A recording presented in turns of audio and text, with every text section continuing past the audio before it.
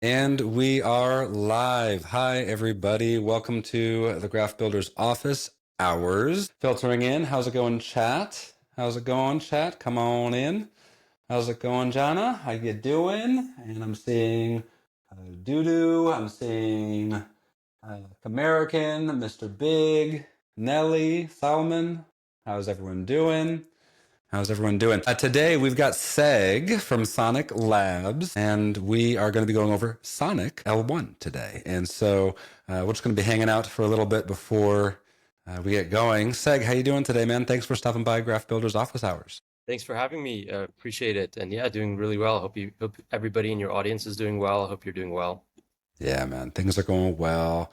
New Year's has been going nice and just staying busy as always. How's things going over at Sonic? Busy I think busy is always relative in the blockchain space, where I think our busy is just a different kind of busy than any other industry, I'd imagine. Yeah, and even more so when you're going through chain migration during New Year's and Christmas. Ooh, Yeah, that yeah, was yours? That was your New Year's? yeah. Because we were previously Phantom, right? So we had a major shift during December where we rebranded and sort of launched a new chain called Sonic, which is the next iteration of what Phantom used to be with major improvements. So it's very hectic, but also very rewarding now that it's complete and we're getting a lot of interesting projects migrating over, starting new on Sonic and that kind of thing. So yeah, it's been good. Yeah. Cool. Awesome. I mean, the migration language is fresh for me. In the graph ecosystem, we went through a big sunrise where essentially we were for years working on a centralized indexer that we were testing and getting up to speed. And then it was up to speed for years. And then really that was the initial and proving ground for GraphNode, which is the indexing software of the graph. And then making that open source and having indexers around the world running it. And there had to be a handoff between the centralized indexers to say, hey, this is what we're doing here. But eventually the network has got to go live. And that was an interesting last year. That was an exciting, hardworking time for sure. Yeah. So I I'm mean, sure people in the it's great audience that you remember that. guys, it's great you guys got through, and I feel like we've had a lot of requests from our ecosystem as well to have the graph integrated into Sonic. So it's really cool to be here, and I mean your info is really great, and people love you guys. So I'm Awesome. glad Awesome. glad you guys got through. Awesome. I'm super happy you're here. So for the viewers in the chat, if you have any questions, feel free to drop them in the chat. As far as announcements are concerned, for those of you builders who are in the GRC20 hackathon that is going on right now, and paying attention to that GRC20 spec is going to be something that's important. If you're unaware of that GRC20 spec, go ahead and look through the Graph blog. There's a good amount of information on that. And also the GitHub spec is in there. We are looking to improve data portability, going from one location to another. Data needs to be easily understood regardless of the protocol that it's on. So that is the push of the spec, to have the data be in a standardized way between protocols, and we're pushing for that. So the hackathon's going on right now. If you don't know about the GRC20 spec, take a look at it, read up, and get building with it. Other than that, that's the only announcements for me. Seg, let's go ahead and get into Graph Builders office hours. What do you say? Yeah, sounds good to me. That sounds good. Awesome. So if you wouldn't mind introducing yourself to the audience, and from there, I'll actually just go ahead and step off stage. Everyone, this is Seg. He's taking it over, and I'll be fielding questions, getting things organized for you. And once you're done, I'll hop back on for a Q&A at the end. Okay? Perfect. Sounds good. Awesome. Yeah. Take it over, buddy. Great to be here. I'm Seg, Developer Relations at Sonic Labs. A lot of you guys may know our chain as Phantom. So we used to be Phantom for many, many years. We're actually one of the oldest EVM chains after Ethereum. And so we went through a major rebrand and I guess chain launch slash restructure at the end of last year. So just a couple months ago, we launched a chain called Sonic. Real quick, Seg, if you could maybe turn the mic up a little bit or speak a little bit louder, just to get a Oh little yeah, bit more sure. volume. Let me Okay, cool. let me just come closer. All Is this good. better? Perfect. Thank you. Yeah, it's better. Thank you. Okay, perfect. Keep going, buddy. Doing great. Yeah, so I was just saying that yeah, so we went through a major chain upgrade, you might call it, from Phantom to Sonic. So there were a lot of developments that our tech team was working on for multiple years prior to the launch of Sonic. There were DB optimizations, there were VM optimizations and things like this that our research team was hard at work on, but they could not be applied to an existing chain. And so one of the major reasons for or technical reasons for our upgrade from Phantom to Sonic was that we wanted to basically leverage all of this new work that our research team had done, led by Professor Bernard Schultz in Sydney. To do that, we needed to launch a new chain, right? And there were other reasons as well. It's been a really good rebrand in terms of just brand recognition and sort of the name reflecting what we actually are, which is basically the fastest EVM chain in production out there. And so that was sort of the philosophy behind this rebrand to Sonic. And now that we're here, there are a lot of new things other than just optimizations on speed and fundamentals like that I'd like to introduce you to with respect to the Sonic chain and the ecosystem, specifically for developers. We've had some really interesting upgrades that are not actually available on other EVM chains. As you guys know, like the vast majority of EVM chains now, and especially with the L2 proliferation that's been occurring recently, it's like EVM chains are a dime a dozen. And it's just basically homogenous. They're like commodities now, right? They're all basically homogenous, and whatever gives you the cheapest, fastest transactions is what most people will use. But also, like there's social, there's also like moats built by brand recognition, moats built by community, and these types of things.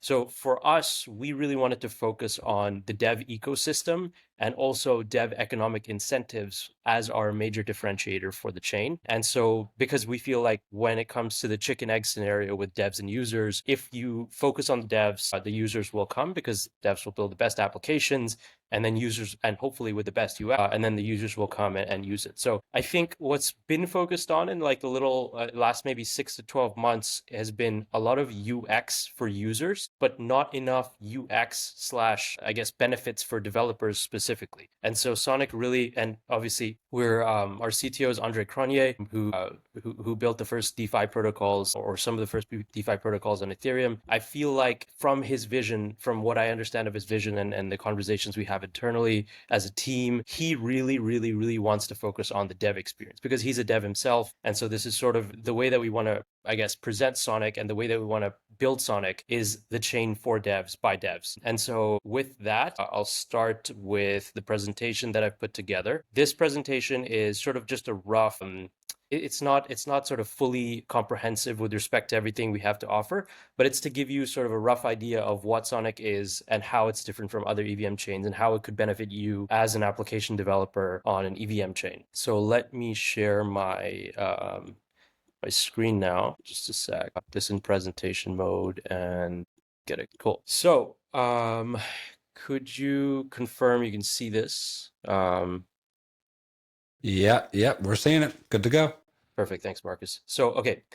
So, as I said, Sonic is cutting edge layer one. It combines high performance, developer friendly economics and seamless interoperability with major infra and protocols. This is a point that I want to sort of highlight. We take a very different philosophy or approach when it comes to sort of the scaling problem with blockchains, and also when it comes to the I guess the like Ethereum so far has taken sort of an L2 approach, which I would argue is not going as well as it could have. I feel like so our philosophy really is to make the layer one as robust and as fully featured as possible, rather than and maybe not to the exclusion of, but primarily make the layer one as robust and as fast and as scalable as possible. Because what happens with L2s, and I know there are like sort of band-aid solutions to this and other types of things, but what happens with the L2s is when you have 100 different L2s for scaling, you have a ton of fragmentation that occurs across infrastructure and interoperability, and these things suffer as a result. And there are things that can sort of connect these pieces of the puzzle. There are like retroactive solutions that have been developed and that kind of thing. I'm aware of that, but for the most part, what is the most cohesive solution, in my opinion, and in the opinion of the Sonic tech team and the general sort of community, is that if you incorporate all the things that a developer and a user needs within one single ecosystem like an L1, then you get probably the most useful outcome for every party involved and the most economically productive outcome for every party involved, I think. So basically what we're trying to do is centralize, ironically, quote unquote, centralize all of the infrastructure required, all of the protocols required to build a very robust and thriving DeFi ecosystem onto our layer one blockchain, which is Sonic. So we have, and I'll go through it in a minute, but this is sort of our philosophy. Basically, speed, transaction affordability, time to finality, infrastructure, protocol, DeFi protocols, markets, and everything else on the same exact layer. So you could have interoperability with no additional requirements other than just building on the chain itself. And so that's the philosophy we're taking. That's a philosophy that some other non-EVM chains, I think, take as well. But yeah, so I'll go through the core technical infrastructure, and then I'll get back to the point about philosophy when we go through our actual the projects that are building on our chain and that kind of thing. So we have extremely high performance. So we have 10,000 plus TPS support. This has been tested in production with sub-second finality enabled by our ABFT consensus mechanism. So that's asynchronous Byzantine fault tolerance. Basically, what we're a DAG. We're not technically a blockchain, right? But what this allows for is because we have our sort of finalities determined not by, I guess, synchronous block processing like you would have in a normal network. We have a gossip sort of mechanism to achieve finality. We were able to get very, very high TPS numbers with also very, very low finality times, which I think, and by the way, just to caveat, I want to be fully transparent. This is base TPS, so this is specifically around transfers, but contract transactions that are more complex and use more data will obviously be lower than this, but this is what we've tested so far. It could be even higher. I think that generally speaking, it's sort of our consensus mechanism plus our EVM compatibility is what makes us, I think, quite unique alongside all the other things. And so this allows us to get really high performance on an EVM base without being sort of a layer two that transmits back to a layer one. So again, like I said, single second block times, sub-second finality, or basically one block finality to be accurate. And then we have a billion gas per block right now availability. And then we have, this is sort of the fundamentals of the chain. So we're built on an optimized fork of Geth with significant improvements to the base VM, and then also improvements to the DB. So we use a DB called Sonic DB, and it's a specialized implementation that removes key scalability bottlenecks for the chain. And I think what's interesting to note as well is that when our tech team dove into what actually constituted the bottleneck to scaling for our chain and for EVM chains generally, it's actually at the DB level, which is where I guess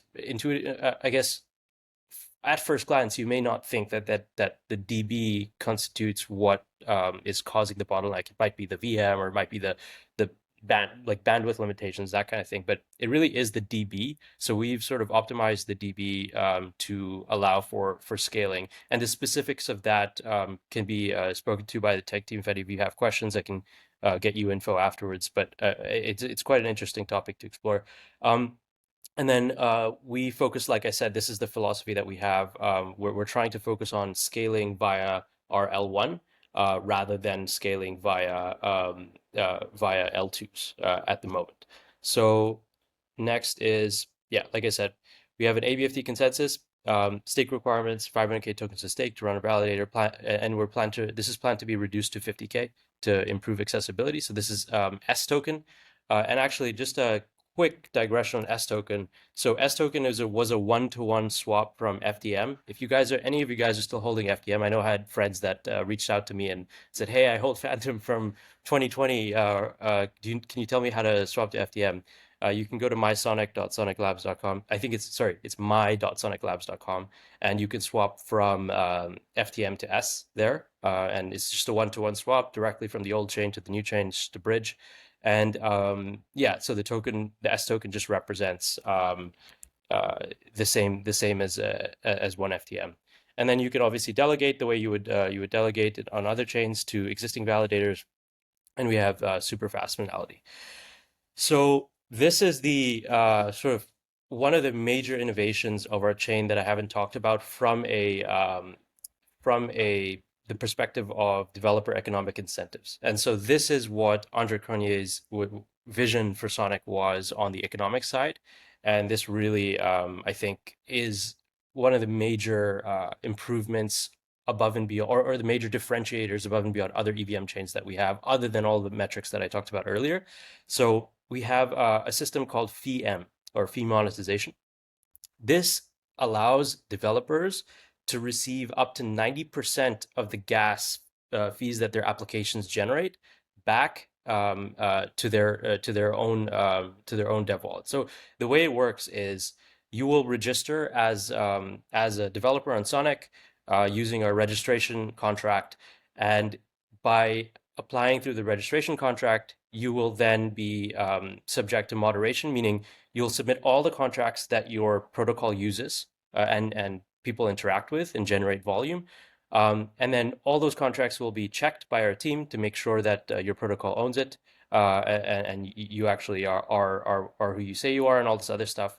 And then after that process is complete, you will then be activated, meaning your contracts will be put into the FEM registry, and then your contracts will start receiving 90% of the gas they generate back to yourself. So think about the YouTube creator model. You have people watching your videos, you have ad revenue that comes in, you're able to earn from that ad revenue as usage increases, right? That's not been the case historically with chains, unfortunately. So you have all the gas that goes to validators, and they perform an important security function for the network, but also like devs have to sort of do things like front load all of the capital that they're raising via token sales and these types of things that are not necessarily incentive aligned with long-term, I guess, prosperity for the protocol. And so this is a unique sort of economic model that allows devs to benefit from a creator economy style of system where they will receive a portion of the volume, 90% of the gas from the volume that they create via their applications on the network. So, I mean, when I tell devs this, it's like this is free money that you're leaving on the table if you're not deploying on Sonic, in addition to the other chains that you're deploying on, but also like with all the other benefits we have, it sometimes makes sense for, and a lot of protocols have done this, to just exclusively launch and maintain on Sonic. And so this is one of our major differentiators. And I think I can't harp on this enough. It's like, this is free money for devs. And this is launching very, very, very, very soon. So we just literally had a call internally today about the final stages of this. We're just about to put this out. So you're here at the right time if you're a developer looking for additional sources of revenue. Deploy on Sonic now, and then you can apply for FEM for the contracts that are already deployed. So there's no reason to wait. So yeah, FEM is one of our major items. So this creates a sustainable revenue model for developers, and obviously it's fully EVM compatible. So you can take the existing contracts you have and just deploy them on Sonic. So just talking quickly about bridging and interoperability with other chains. So we have a native Ethereum gateway that's built in. So this is provided by the foundation, and it's at gateway.soniclabs.com. This specifically is something that allows people who have assets on Ethereum to immediately, pretty much immediately, bridge over their assets directly onto Sonic and back. And because it's not an L2, there's no contest period or anything like that. Like these transactions are final, and you can bridge under an hour. And so things are pretty fast and different in some ways, with Sonic being an L1 that connects directly and interfaces directly with Ethereum. So you can directly bridge assets like USDT, USDC from Ethereum, and then it's cost effective, like gas fees. And we're also like this is something that we're doing to contribute back to the Ethereum ecosystem as a tangential benefit of the having the gateway have an Ethereum side to it. Our heartbeat transactions, which is basically these transactions record the state of the assets on Ethereum and the state of the assets on Sonic. These heartbeats obviously burn gas as a result of the gas burning mechanism for transactions in Ethereum. So we have a tangential contribution to Ethereum through that. So yeah, we launched mainnet in mid-December. We very recently exceeded 300 mil TVL. So just in literally like a month and a half or 2 months now almost, we've exceeded 300 mil TVL, surpassed many different applications that, protocols that, layer one protocols that were sort of have been around for years. But obviously, this is sort of not fair to them because we've been operational as a chain for many years. It's just a new chain that's launched, and then we have major DeFi applications like Silo, Beats. This is misspelled. Sorry. So Beats provides BEETS .fi. They provide our major LST on Sonic, and then we have other LST providers as well, like I believe it's Origin. They provide OS, so Origin Sonic, which is a one-to-one LST, which is quite interesting UX-wise. And then we have Aave. We have basically every DeFi application that you would want on Sonic. And if they're not on Sonic already, we also have we probably have conversations with them trying to integrate them. One of our major focuses is getting the most robust and comprehensive sort of ecosystem that's interoperable with everything you could ever need as a developer onto Sonic. So then you're able to just get on Sonic and go and not have to wait for different things. Like Chainlink is on us, and basically we have everything. And if we don't, we're in conversations most likely. So airdrop program June 25. So this is 2025, not June 25th. But so the idea is right now people are collecting points.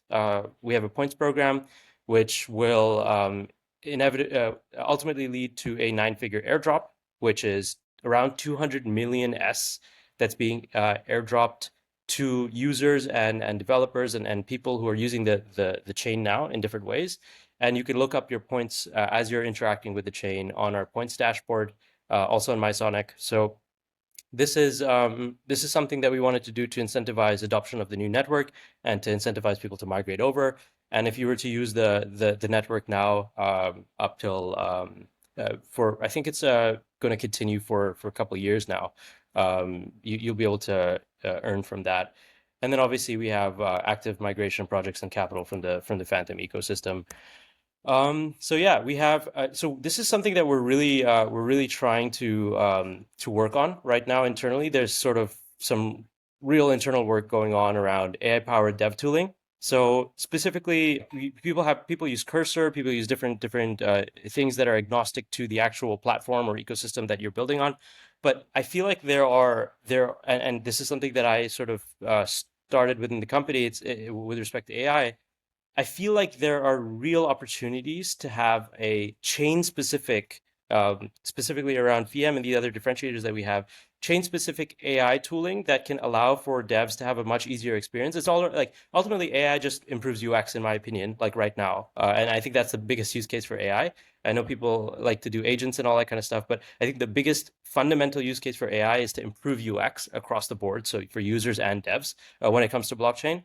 And I can't mention all the details right now, but there's a lot of stuff we're doing with AI-powered dev tooling and trying to make life easier for users and devs alike. So we are also working on implementing native account abstraction. So this is basically building account abstraction into the base chain. This is something the tech team is working on actively. It's not live yet, but this is something we're looking forward to in the future. And then specifically like this Web 2 style UX with the speed and the sort of and we're working on really good on-ramping as well and other things like that. We want to create a system where or a situation where people, when they onboard onto your application on Sonic, they use it and it feels like they're using Web 2 with the decentralization benefits and the other benefits that you get from a blockchain.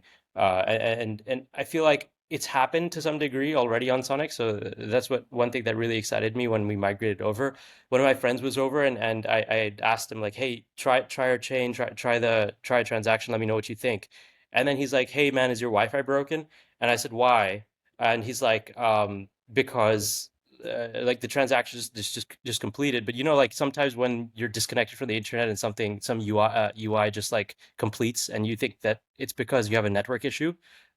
That's sort of what happened with him. Is like there was no network issues. Sonic is so fast, and I believe me, like I use Solana all the time. I use the other chains. Sonic just feels extremely snappy. So sort of a Web 2 like UX in a Web 3 ecosystem, I think is one of our major draws. And we have, obviously, we're trying to, like I said, on-ramping specifically is one thing we're working on, how people can interact with the chain without having to go through like 5 steps of bridging and getting getting the gas token on our chain and then using it. We're working on like native, like I said, native account abstraction, but also gas subsidies. So that's something that's coming in the future as well, where we will be able to protocols will be able to subsidize users gas fees directly, and so they can choose if they want to pay for some users gas. And then obviously that would simplify the experience quite a lot. I think a lot of the friction that comes with blockchain ecosystems right now, and the on-ramping experience and the onboarding experience, including like Solana and these other ecosystems, is just the gas. Having the gas in the native token is just difficult sometimes. So I feel like having gas subsidies on the network is going to be great. So our tech team is working on that as well. And then we have, good documentation around dev and dev resources. This is something we're also trying to improve from Phantom. So we're putting a lot of focus on building out good docs, building out good resourcing for devs that want to be building on our chain as well. Okay, so yeah, so we're trying to reduce the validator requirements, as I mentioned. We're trying to optimize, obviously, continually. Our tech team we have a tech team almost as big as our BD and probably bigger than our BD and marketing team in terms of headcount.